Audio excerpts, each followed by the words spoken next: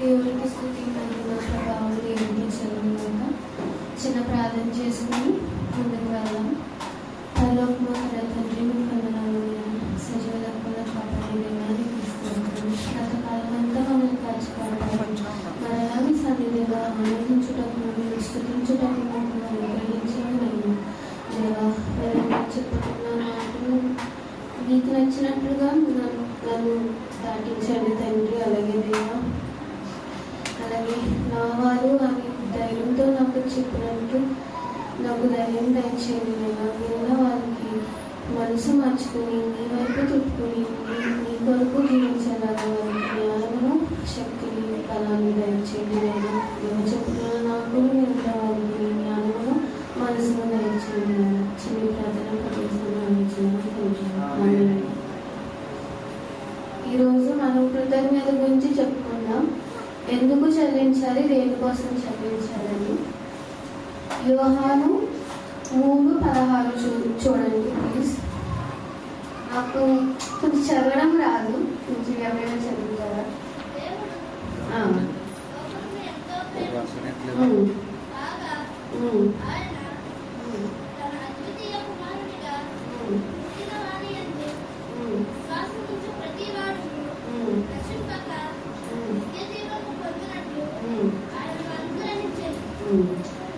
దేవుడు లోకం ఎంతో ప్రేమించాడు కాబట్టి మనకి ఎవరిచ్చారు?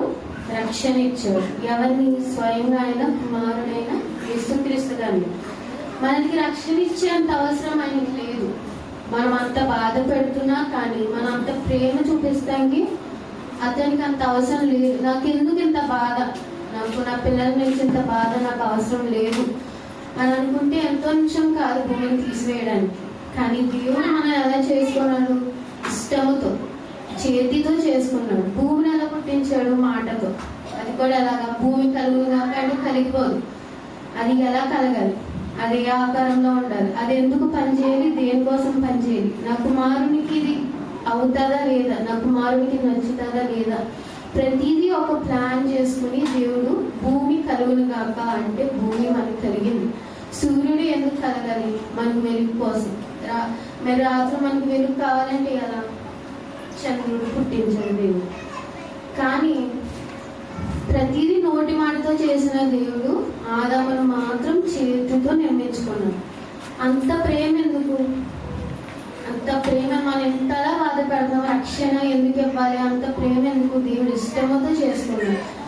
ఎంత బాధ పెట్టినప్పుడు మనం తల్లిదండ్రులని ఎంతో బాధపడతాం. ఏదో పొరపాటుగా మాట్లాడేసి ఏదో ఒకటి వాళ్ళకి ఇష్టం లేని మాట్లాడి ఇష్టం లేని పనులు చేసి మనం బాధ పెడతాం. కానీ అయినా అమ్మ కొద్దిసేపే బాధపడుతుందేమో, కానీ తర్వాత నా కూతురే కదా, నా కొడుకే కదా అని తనే సర్దుకుపోయి తనే వచ్చి ఏమైనా తింటావా అని నీ గురించి ఆలోచిస్తారే తప్ప నాకు ఇంత బాధ కలిగించాను నా కొడుకున ఎప్పుడు తల్లి ఎప్పుడు అనుకోదు. అలాగే దేవుడు కూడా మన ఇష్టంతో చేసుకుని మనకి ప్రేమ అంతా ఇచ్చాడు దేవుడు. మనం ఎందుకు చెల్లించాలి? నువ్వు బయటకు వెళ్తున్నావు, క్షేమంగా ఇంటికి వచ్చావా లేదా? చాలా మంది చనిపోతారు, యాక్సిడెంట్ అనో లేదా ఏదో ఒకటి అవి చనిపోతారు. నువ్వు అన్నం తిన్నావు, చిన్న ముళ్ళు అడ్డపడినా కూడా చనిపోతావు. ప్రతిదీ నీ లైఫ్ అంతా ఒక చావుతో ముడిపడి ఉంది. కానీ దేవుడు నిన్ను క్షేమంగా ఆయన చేతిలో పట్టుకొని నిన్ను దాటిస్తా ఉన్నాడు. కరోనా వచ్చింది, వాళ్ళంతా ఎంత శక్తివంతులు. చాలా మంది సినిమా యాక్టర్స్ వాళ్ళందరూ చనిపోయారు. వాళ్ళంత బలం, వాళ్ళు డైట్ చేసే ఫుడ్, తినే ఫుడ్ గానించి లక్షలతో ఉంటాయి. కానీ మనము బయట పని చేసుకుని మనకున్న కూడా మనకున్న దాంతో మనం తింటాం. అలాంటి రోజులు కరోనా అంతా దాటుకుని మనం వచ్చి ఇప్పటికీ క్షేమంగా మన ఫ్యామిలీతో ఆనందంగా ఉన్నామంటే మీరు దేవునికి కృతజ్ఞత చెల్లించాలా లేదా? దేవుడు ప్రతిదీ నాకు ఇది కావాలి, నీ జీవితంలో నాకు సగం కావాలి, నువ్వు తిన ఆహారంలో సగం కావాలని ఏం అడగట్లేదు.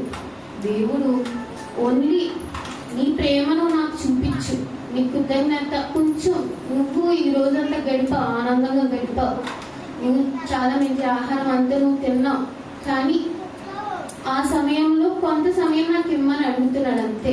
అంటే మీకు ఎక్కువ అడగట్లేదు. బదులు అప్పట్లో లాగా బదులు ఏం అడగట్లేదు. నేను దేవునికి మనం మన నుంచి ఏంటేంటో ప్రతిదీ ఏం కోరుకోడు. చిన్నది, దేవా నాకు ఇది ఇచ్చావు, నాకు చాలా ఆనందంగా ఉంది అని ఒక్క మాటతో ఆయన ఎంతో ఆనందపడతాడు. దేవుడు మనల్ని ఊరుకుని జస్ట్ ఆనందపడు, నువ్వు ఇది చేసుకొని ఇష్టమని ఏం వదిలేదు. ఇప్పుడు తల్లిదండ్రులు మనం ఏమైనా తప్పు చేస్తే అప్పుడప్పుడు కొడతారు, నువ్వు తప్పు చేసావు, నువ్వు ఇది చేయకూడదు, నువ్వు మళ్ళీ సమాజం దగ్గరికి వెళ్ళినప్పుడు నువ్వు ఇదే కంటిన్యూ చేస్తే నీకు చెడ్డ పేరు వస్తుంది అని కొట్టి నిన్ను సర్దేస్తారు. అది కూడా దేవుడు నేను అలాగే కొట్టి సర్దేస్తాడు. కానీ ఆయన కొట్టికి మనం ఉందాం. అలా అని అతను అంతలాగా మనకి శిక్ష ఎప్పుడు ఇవ్వలేదు. నీకు ఏదైనా రాలేదంటే అది దేవుని రక్షణ. నీకు ఇది వచ్చింది కానీ నీకు ఇది ఒక ప్రాబ్లం, లైఫ్లో నీకు ఇది ఒక సమస్య అవుద్ది అని తెలుసుకునే నువ్వు అడిగింది నీకు ఇవ్వడు. కానీ నువ్వు అడగంది ఇంకా నీకు వెయ్యి ఇస్తాడు.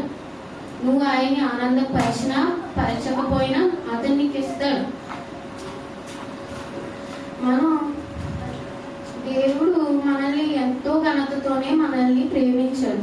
మనకి అంత ఆశామాషకి ఏం చేయలేదు. కీర్తనలు 8:5 ఒకసారి చూడండి.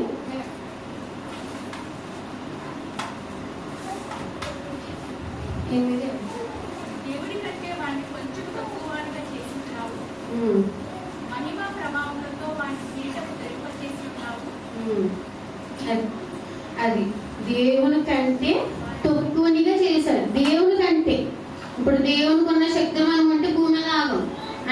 ఆయనకున్న మహిమ శక్తి మనకుంటే భూమి మీద అసలు ఆగుతామో మన భూమి మీద. అసలు ఇప్పుడే మనం ఆగట్లేదంటే ఆయనకున్న శక్తులు మనకుంటే మన భూమి మీద ఆగమండి. కానీ మహిమ కిరీటం మనకిచ్చాడు. అంత అవసరం ఎందుకు? అంత ప్రేమ మనం తీసేయాలంటే ఒక్క నిమిషం పట్టదు. మన ప్రాణం ఎంత చీమ లాంటిది. అయినా సరే నేను అంతలా ప్రేమిస్తున్నానంటే మరి కృతజ్ఞత చెల్లించాలా లేదా? నువ్వు కొద్దిసేపే సన్నిధిలోనూ గడుపుతావు, మరి బయటకు వెళ్ళిన తర్వాత నువ్వు ఈ సన్నిధానం దాటిన తర్వాత ఎవరు కాపాడుతున్నారు? నీకంటూ దేవదూతులను కూడా పెట్టారు. నీకోసం మొరపెట్టే దేవదూతను కూడా పెట్టారు. ఏంటి? దేవా వాళ్ళు తప్పు చేస్తున్నారు, క్షమించండి అని మొరపెట్టుకుని దేవదూతను కూడా పెట్టాడు. అంత ప్రేమ అయింది. బైబిల్లో ఒక ఏంజల్ ఉంటుంది, అది మైకిల్ అని. అసలు అతను ఎంత శక్తిమంతుడంటే యుద్ధముకు అధిపతి, యుద్ధం చేసే అధిపతి, యుద్ధము గెలిచినవాడు, సాతానుతో యుద్ధం చేసేవాడు. అలాంటి అతను మన ముందు నిలబడితే మనకి నమస్కారం చేయాలి. అంత శక్తి గల మైకిల్. మనకి నమస్కారం ఎందుకు? ఎందుకంటే మనది దేవుని రక్తం. వాళ్ళు జస్ట్ దూతల ఆత్మలు, కానీ మనం దేవుని రక్తం. కాబట్టి ఈవెన్ దూతలు కూడా వాళ్ళకి ఎంత శక్తి ఉన్నా మన ముందు వాళ్ళు అంచుకుని ఉండవలసిందే. దేవుడు మనకి ఆ కిరీటం దయచేశాడు. ఊరికి నేను ఇష్టానుసారంగా తిరిగాయమ్మా అని కాదు. నువ్వు తిరుగుతున్నావు, కానీ ఎందుకు తిరుగుతున్నావు? దేవుని కోసం తిరగాలి. నువ్వు ఇప్పుడు స్కూల్లో ఏదో ఒక సబ్జెక్ట్ నువ్వు నేర్చుకున్నావు, నీకు ఇష్టమైనది నేర్చుకున్నావు. నువ్వు నీ ఫ్రెండ్స్కి చెప్తావా లేదా? ఇప్పుడు మీ అమ్మ ఇది చేయొద్దురా, నువ్వు ఇది తప్పు చేస్తున్నావు అని చెప్తుంది. నువ్వు అదే ఫ్రెండ్ వచ్చి ఇలా చేద్దాము, మీ అమ్మ చెయ్యొద్దని చెప్పింది, అదే చేద్దాము అని చెప్పాడు అనుకో, నువ్వేం చెప్తావు? మా అమ్మ చెయ్యొద్దని చెప్పింది, అందుకు చేయకూడదు అని చెప్తున్నా. కానీ మరి దేవుడు గురించి చెప్పాలా లేదా? ప్రతి ఒక్కరి జీవితంలో ఏదో ఒక మంచి క్రియలు చేశాడు దేవుడు. నేను ప్రాణం కూడా రక్షించి దేవుడు యేసుక్రీస్తుని మనకు బలిచ్చి, యేసుక్రీస్తు గారు ఎవరు? దేవుడు కుమారుడు. యేసుక్రీస్తు గారికి ఇప్పుడు అతనికి నొప్పి లేకుండా చనిపోవచ్చు, బలి అవ్వచ్చు. మనకి నొప్పి లేకుండా బలి అవ్వచ్చు. ఎందుకంటే ఆయన ఎవరు? దేవుని కుమారుడు యేసుక్రీస్తు. కానీ ఎందుకు మన కోసం రక్తం చిందించి అవమానాలు పట్టి అన్ని అంత బాధతో కూడా ఆయన సహించుకుంటూ మనకి ప్రాణం అర్పించాడంటే అది మన మీద ఉన్న ప్రేమ, జాలి. దేవుడు కుమారుని పంపిస్తానికి అసలు వెనకాడలేదు. అంటే మనం ఎంతో ప్రేమ ఒక్కసారి ఆలోచించండి. మనం కృతజ్ఞత చెల్లిస్తాం చాలా ఇంపార్టెంట్. మనం ఇప్పుడు ఎలాగ మనకు ఆహారం ఎంత ముఖ్యమో అలాగే జీవితంలో దేవుని కృతజ్ఞత చెప్పడానికి అది కూడా అంతే ముఖ్యం. ఇప్పుడు నువ్వు ఆహారం తింటున్నావు, అందులో రుచి ఎక్కడిది? మనకి ఆ రుచి కనిపించదు, కానీ దేవుడు నీకు ఆ రుచి ఇచ్చాడు. అందులో తెలియని బలం. నీకు బలం ఎక్కడి నుంచి వస్తుంది? నీళ్ళ నుంచేనా? మన ఆహారం తింటున్నావు, ఆహారం తిన్నప్పుడు నీకు చేసే పని బట్టి నువ్వు ఆహారం తినాలి. అది ఎవరు ఇస్తున్నారు? దేవుడు చెప్పకుండా భూమి పంట రాదు. ఇప్పుడు నువ్వు ఒకరి కింద పనిచేస్తున్నావు, ఆయన ఎవరి కింద పనిచేస్తున్నాడు? గవర్నమెంట్ కింద. గవర్నమెంట్ దేనికోసం? దేశం కోసం. దేశం ఎవరిది? భూమి. భూమి ఎవరి కోసం పనిచేస్తుంది? దేవుడి కోసం. నువ్వు ఎంత అలుగుపోతున్నా దేవుని దగ్గరికి చివరికి నువ్వు దేవుని దగ్గరికి చేరవలసిందే. ఇప్పుడు భూమి, సూర్యుడు ఒక్క చోట ఉండడు, సూర్యుడు వెళ్తా ఉంటది, కానీ భూమి కూడా దాని చుట్టూ తిరుగుతూ వెళ్తది. భూమి ఒక చోట అనేది ఉండదు, అది తిరుగుతూ ఉంటది, భూమి కూడా దాని చుట్టే తిరుగుతుంది. ఎందుకు? తిరగవసరం లేదు కదా. అక్కడ గ్రావిటీ అనేది ఉండదు, అక్కడ నేల అనేది ఉండదు. ఇక్కడ అంటే మనం నడుస్తున్నాం నేల మీద, అక్కడ నేల ఉండదు.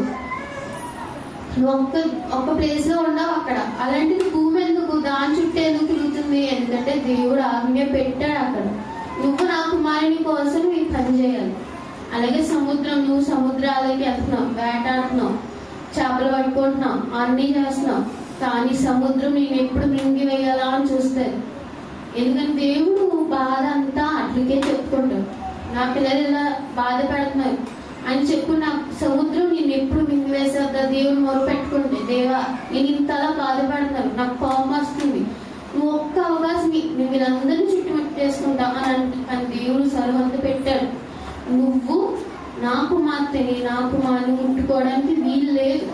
శిక్షిస్తే అది నేను చెయ్యాలి, నాకు లేని బాధ నీకెందుకు అని సముద్రాన్ని కూడా అణిచి వేసేస్తున్నాడు దేవుడు. అంత ప్రేమ. మనం ఈ భూమి అసలు దేవుడి మాటలో లేదంటే ఇది మనం ఎప్పుడో చనిపోవాల్సిన వాళ్ళమే. కానీ ఎన్ని అడ్డంకులు వచ్చినా, ఎన్ని వ్యాధులు వచ్చినా మన క్షేమంగా మనం ఉన్నామంటే అది దేవుని కృప. చాలా మంది నువ్వు చాలా అదృష్టవంతురాలి, నువ్వు చాలా లక్కీ, నువ్వు ఇన్ని నుంచి దాటుకుని వచ్చావంటే అసలు భూమిలో అనేది అదృష్టవంతం లేదా లక్ అనేది భూమిలో లేదు. అది కేవలం దేవుని కృప. అది నీకు ఇచ్చాడు అంతే తప్ప అదృష్టం అనేది ఏదో మనిషి కాదు, దూత కాదు. అది నీకు ఇచ్చేయడానికి అది దేవుడు ఇచ్చాడు. అది నీకు మంచిది, అది నీకు ఉపయోగపడుతుందంటే దేవుడు ఇచ్చాడు. ప్రతిదానికి చాలా రీజన్స్ ఉన్నాయండి దేవునికి కృతజ్ఞత చెల్లించుకోవడానికి. మనం ఇంత ఆరోగ్యంగా బతుకుతున్నామంటే దేవుడికి కృతజ్ఞత చెల్లించాలి. ఎంతమంది ఎన్ని చేసినా వాళ్ళు ఏమనరు. చాలా మంది స్నేహితులు ఇన్ని రోజులు ఉంటారు, నాకు ఉంటారు అని అంత నమ్మకం మనుషుల మీద ఉంది, కానీ దేవుని మీద ఎందుకు అంత లేదు. చిన్న మాట అనేసి మనకి దేవుడు మనం అడిగింది ఇవ్వలేదు అనుకో, దేవా నాకెందుకు ఇలా ఇచ్చావు, నాకెందుకు ఈ శిక్ష, నాకెందుకు ఈ పరీక్ష, నువ్వెందుకున్నావు, నువ్వెందుకు అలా నన్ను ఇలా శిక్షిస్తున్నావు, ఎందుకు నన్ను ఇలా టార్చర్ పెడుతున్నావు అని చిన్న మాట ఎంత హర్ట్ చేస్తుంది, దేవుని ఎంత బాధ పెడుతుంది. అదే మన అమ్మని అని అంటే మన అమ్మ నాన్నలే ఏదో ఒక రోజు వదిలేసి వెళ్ళిపోతారు, కోపం వస్తే లేదా కొడతారు. కానీ దేవుడు అలా కాదు. ఫోన్లో నీకు ఇవ్వలేదంటే ఒక రీజన్ ఉందమ్మా, నీకు ఇది మంచిది కాదని నేను ఇవ్వలేదమ్మా అని బాధపడతాడు. మన చిన్న మాట మనం అనేసుకుంటాం, కానీ దాని వెనకాల ఎంత లోతైన మాటలు, ఎంత లోతైన మీనింగ్ అర్థం ఉన్నాయో ఎవరికి తెలియదు. అది దేవునికే తెలుసు. అందుకే దేవుణ్ణి ఎప్పుడు తప్పు పడకూడదు. మనకి ఏదైనా రాలేదా, నువ్వు కృతజ్ఞత చెల్లించుకో. నీకు రాలేదంటే అది నీకు మంచిది కాదని తెలిసి దేవునికి ఇవ్వలేదు. కాబట్టి దేవునికి కృతజ్ఞత చెల్లించడం చాలా అవసరమండి. మనం చాలా చేస్తున్నాం, ప్రతి ఒక్కరికి టైం ఇస్తున్నాం, ప్రతి ఒక్కరికి సమయం ఇస్తున్నాం, కానీ దేవునికి ఒక్క నిమిషం సమయం ఇస్తానికి మనకి ఎందుకు అంత బాధ? నువ్వు పొడుగుని నెక్స్ట్ రోజు మరలా ఇంకో రోజు నువ్వు లేస్తావో లేదో తెలియదు. చాలా మంది చిన్న వయసులోనే పొడుకుంటాం కూడా, నిద్రలో కూడా చనిపోయే వాళ్ళు చాలా మంది ఉన్నారు. కానీ నువ్వు లేచావు, దేవుడు చేసిన అద్భుతాలు చూసావు, దేవుడు చేసిన రుచిని నువ్వు అనుభవించావు, సూర్యుడు నీకు కనిపించాడు అంటే మరి దేవుడికి కృతజ్ఞత చెల్లించాలా లేదా? కృతజ్ఞత చెల్లించడం మనకి లైఫ్లో ఎంతో ఇంపార్టెంట్. కానీ నువ్వు చెల్లించకపోయినా దేవుడు ఇస్తున్నాడంటే ఆయన ప్రేమకు లెక్క లేదు. ఆయన ప్రేమకు సరిహద్దు లేదు. నువ్వెంత లోతుకి వెళ్ళు, అతని ప్రేమ వెళ్తూనే ఉంటుంది. నువ్వెంత అసలు నువ్వు ఆ ప్రేమకి హద్దు ఉందా లేదా చూస్తానికి నువ్వెంత ట్రై చేసినా అది అవ్వదు. ఎందుకంటే అంత ప్రేమతో మనల్ని పెంచుకుంటా వచ్చాడు. 9 months నీ తల్లి గర్భంలో నువ్వు పుట్టావు. ఇష్టానుసారంగా పుట్టలేవు కదా. ఇప్పుడు చేతిని క్లోజ్గా చూసావు అనుకో, దగ్గరగా చూసావు అనుకో, చిన్న చిన్న గీతలు, అవన్నీ ప్రతిదీ డీటెయిల్స్గా నేను నిర్మించుకున్నాను. ప్రతిదీ నీకేం కావాలో, నీకు వెదర్ కూడా, వాతావరణం కూడా నీకు నచ్చినట్లనే ఉంటుంది. నీకు నచ్చినట్లే ఉంటుంది. ఇంకోసేపు నువ్వు వేయడానుకుంటావా, తర్వాత దేవుడు ఏదో ఒకటి మేఘమునన్నా లేకపోతే గాలినన్నా పంపించి నీకు చల్లటి గాలి ఇస్తున్నాడు. ఇన్ని చేసిన దేవునికి కనీసం ఒక్క నిమిషం కూడా కృతజ్ఞత చెల్లించలేదంటే మనం మరి ఏమనుకోవాలి? ఇన్ని రోజులు చిన్నప్పటి నుంచి దేవుడు కాపాడుకుంటా వచ్చాడు, క్షేమంగా తీసుకుంటా వచ్చాడు, నీకు ఆరోగ్యం ఇచ్చాడు. నువ్వు టాబ్లెట్లు వేసుకుంటున్నావు, అవి పనిచేస్తాయో లేదో తెలీదు. కానీ దేవుడు నీకు ఏది కావాలో ముందుగానే భూమిలో అంతా ప్రిపేర్ చేసి పెట్టుకున్నాడు. నీకు మెడిసిన్ కావాలి, నీకు ఒక మెడిసిన్ కానీ నీకు జ్వరం ఉంది, అది ఎలా వచ్చింది? ఇది మనుషులు చేస్తే రాలేదు, అది భూమి నుంచి వచ్చింది. భూమి నుంచి వస్తే దేవుడు మనుషులకి జ్ఞానం ఇచ్చి దానికి నీకు చిన్న టాబ్లెట్ కింద నీకు ఇస్తాడు. ప్రతిదీ ఏదైనా మనిషి చేసినట్టు లోకంలో లేదు. ప్రతిదీ ఏదైనా ప్రతిదీ దేవుడి నుంచి రావాల్సింది, భూమి నుంచి రావాల్సిందే. నీకు ఇప్పుడు ఇల్లు కట్టుకోవడానికి దేవుడు నీకు చాలా మంది బయట అడుగుకునే వాళ్ళు చాలా మంది ఉన్నారు, కానీ నీకే ఇల్లు ఎందుకు ఇచ్చాడు? ఇప్పుడు అందరినీ సమానంగా చేయొచ్చు కదా. ఒక్కరిని అడుక్కునే వాళ్ళుగా, ఒక్కరిని ధనవంతులుగా ఎందుకు చేయాలి? పరీక్ష. ఇప్పుడు ఆదమ తోటలో నువ్వు అన్ని ప్రతి పండ్లు నువ్వు తిను, నీ ఇష్టం, కానీ మధ్యలో ఉన్న ఆ పండుని నువ్వు తినకూడదు. అదేంటి? పరీక్ష. ఇప్పుడు నువ్వు స్కూల్కి వెళ్తున్నావు, నువ్వు చదువుకుంటున్నావు, ఆ చదువుకున్న బట్టి నీకు పరీక్ష పెడతారు. ఆ బోర్డులోకి నీకు ఎక్కిందా లేదా, ఆ జ్ఞానం నీకు ఎక్కిందా లేదా అని చూడకుండా నీకు పరీక్షలు పెడతారు. అలా కూడా దేవుడు నీకు కొన్నిసార్లు అడ్డంకులు కావాలని ఇస్తాడు. కావాలని ఇప్పుడు పడగెత్తావు, క్షేమంగా వచ్చేవు, అలలు వస్తాయి, ఎన్నో వస్తాయి, కానీ నువ్వు క్షేమంగా వచ్చావు. దేవుడు కావాలని నీకు ఒక్కొక్కసారి సమస్యలు ఇస్తాడు. అవి నువ్వు ఎలా ఎదుర్కోగలవు? నువ్వు నా సాయం అడుగుతావా లేదా అని దేవుడు నీకు కావాలని అడ్డంకులు ఇస్తాడు. అవి తొలగించేసి నిన్ను చేర్చుకుంటాడు. కాబట్టి నాకు ఇచ్చిన వాక్యం అంటే నాకు అంత జ్ఞానం లేదు, కానీ నాకు తెలిసిన మట్టికి ఒక 10 minutes కూడా కాదు నేను చెప్పి